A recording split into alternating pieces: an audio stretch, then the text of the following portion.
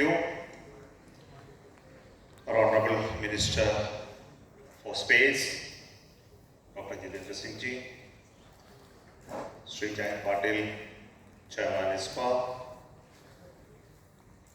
Ambassador Mr. Mahmoud Ofin, Ambassador of the European Union to India,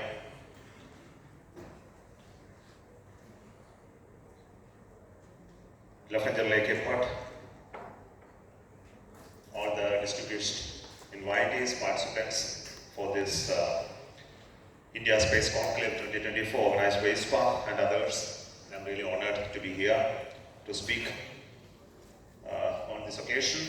I think the morning panel has already set in the agenda for this conclave. The Vision 2047, as already announced by our Honorable Prime Minister, that for the very first time in the history of our space program, that we have a long-term program of space as a vision statement, that we are going to have such and such goals achieved in such a long period of time. It's very, very first time. And just not announcement. I think all of you would have already seen that after the announcement, due process has been done to take those announcements into fruition. I think the government was very focused to see this time that in certain number of days, those announcements are converted to projects and programs, and the whole projects are set into motion. I think this is something phenomenal to happen in India under the guidance of our minister as well as our Honorable Prime Minister. As already been told in the morning, that we have a vision to create a space program that is very futuristic, inspirational, and with a specific goal to accomplish in terms of expanding our space economy. So there are many elements of this vision which is embedded into it. If you really want to look at the genesis of our space program, all of you know that it started with the goal of using space technology for the benefit of common people. I think we have done reasonably well in terms of that part of it, creating a space program which is sustainable, moderate in its scale, but with a technology capability which is end-to-end in terms of the launch capability, spacecraft building capability, and all those elements that goes into it. Finally, in terms of delivery of the outcome of the space program into programs and projects. But if you really look at it, it has remained at a certain level of activity in the last so many years, and the type of infrastructure that we developed were of moderate nature in terms of industrial engagement, in terms of the scale, and in terms of money. I think they were remaining almost steady. If you look at even our budget, it was so. But then it is now understood the world is changing very, very fast in this domain. The space is becoming a very important element in the overall equations, not just for economy, but for many other aspects as well. So it's very important for us to scale up it. And the scaling up will happen only when we bring in new actors and new players into it. And this is well understood. We have been very well engaged with industries in the past. If you really look at when you started the program, there were no space industries. To say there was no high technology industries itself in India, but for infrastructure projects, there were great industries. But to build space systems, we had to work with industries for tens of years to create that capability in industry. That's the first thing that ISRO did over the past.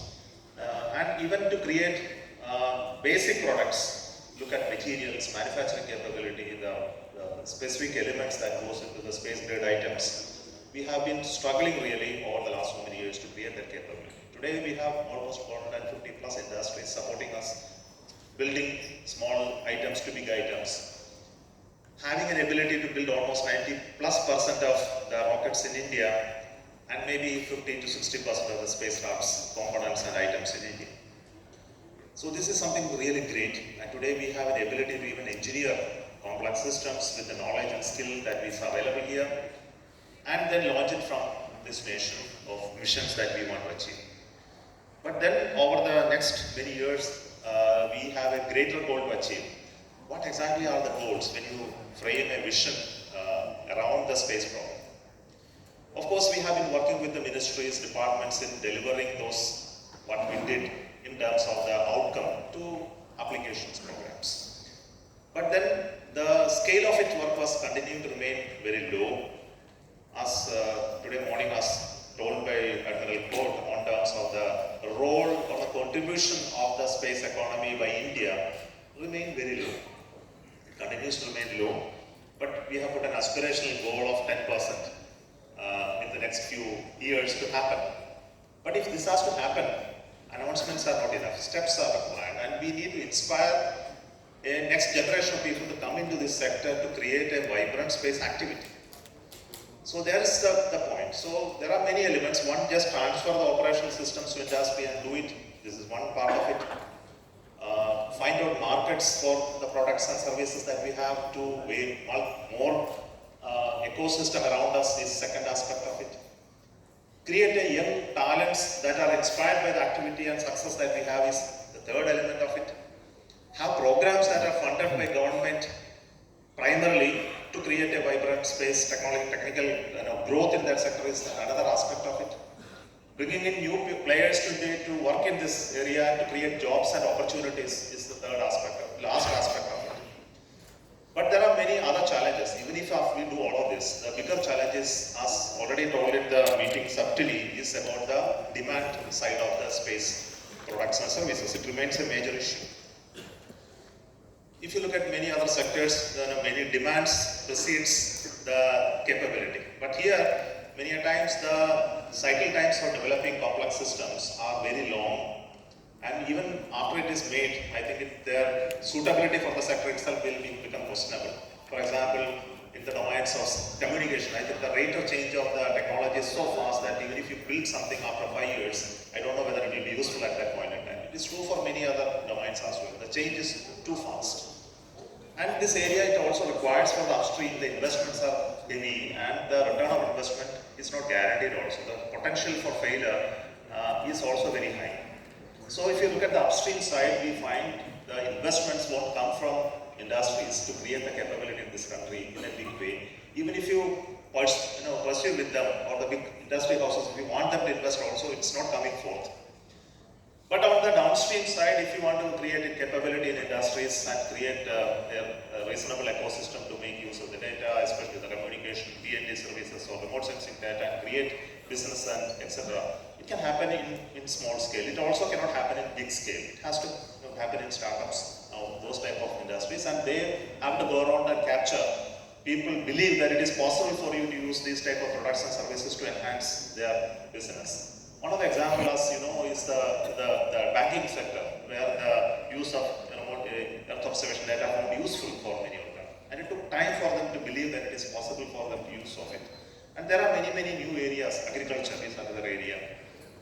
So this work cannot be done by ministries and departments alone. It needs to be done by budding entrepreneurs that are there in the startup ecosystem.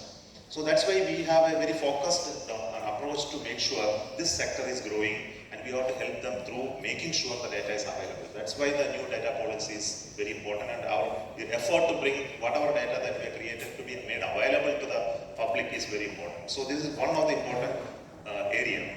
Second important area is to help them to innovate and develop very cutting-edge domains, which is very much possible by the new startup ecosystem. Thereby, we will be able to bring out new products and services in the domains of drones, in the domain of some of the sensor development, some of the domains of microsatellite and small satellite development platforms, etc. This will become very evident. For example, space situational awareness, debris, and many other areas we find the startup ecosystem is able to bring new ideas into the technology domain. The challenge is in the upstream side, building big platforms, building rockets and launching them remains to be very elusive, primarily because of the higher investment required, the technology risks, the possibility of failures, recovery. There are industries and startups happening, but their ability to scale up to a level, become competitive enough to challenge established players remains to be seen. And here is where the roles of bigger industry houses in India need to come in. I have been advocating this point that if you are really scale up this domain, it need to be through a very high level of risk sharing capability that has to be taken only by bigger industry houses.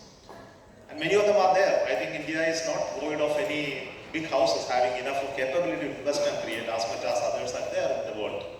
But they need to take the plunge, possibly alone or in a very cooperative mode with others. others, where there are skills in various areas, if they can join together to create their capability, we will be all the more happy to associate and support to create that capability in India. We need to create leading space companies in India, not just service providing companies, who have an ability to design, conceive, manufacture and put up competitive, cost-competitive products in front of the world. I think this is something that we are looking for as a next scale of thing. But back end, the Vision 2047 envisages something far beyond this. When you talk about landing a man on moon, it creates always an inspirational story.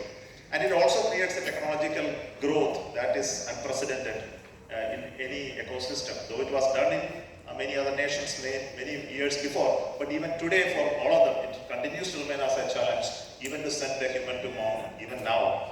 So that's the beauty of it. So always it's an inspirational part in associated with such missions, continuing to have human space missions, building space stations, landing on the moon. I think it always continues to remain a very important and challenging task ahead of everyone.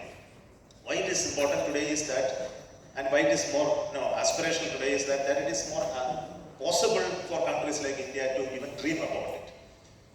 So the reason one, that access to space has become affordable for people like us, because the technology growth, the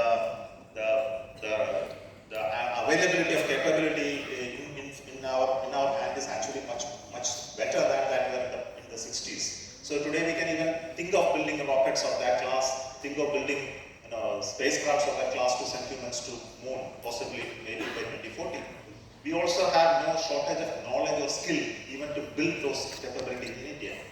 So these two added together, these dreams are really much possible for us, and this will create an inspirational story and a capability in many other sectors. For example, in the sectors like electronics, I think this capability will grow. We'll also see in industries like high-end products development, we will have a growth associated with this. We'll also see academic collaborations in many of these technological areas happening in the due course of time.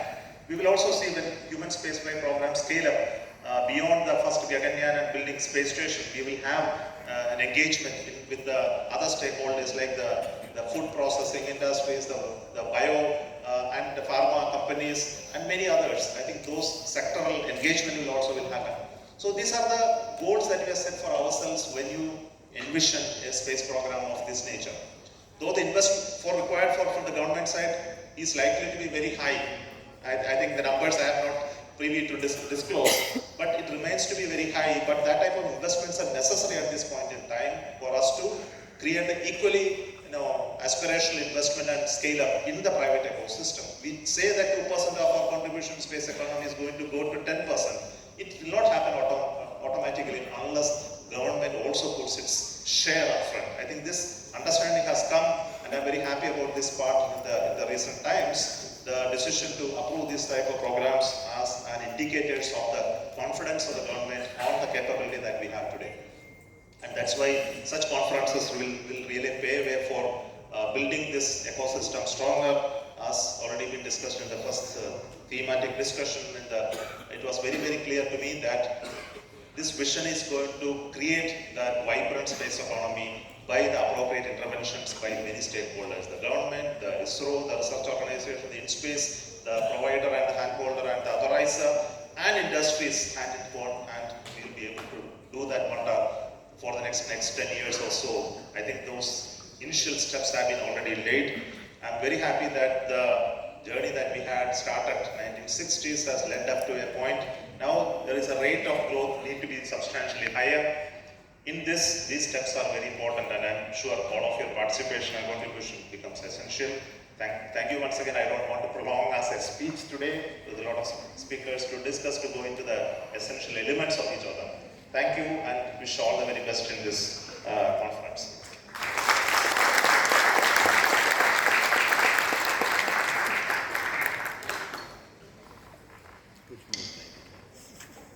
Thank you, Dr. Somnath, for that inspiring speech. We are truly honored.